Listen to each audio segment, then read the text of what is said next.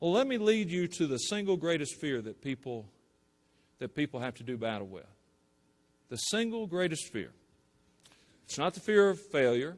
It's not the fear of success. It's not even the fear of the unknown. The single greatest fear that people have to wrestle with in their lives is the fear of rejection.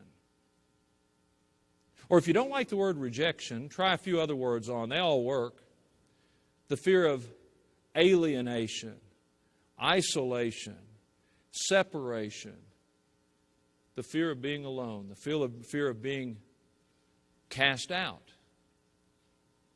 You know, so many of us are fearful that if I succeed, then others will hold me somehow in contempt because of my success. We don't fear success in that particular situation. We fear the rejection that might come with our success.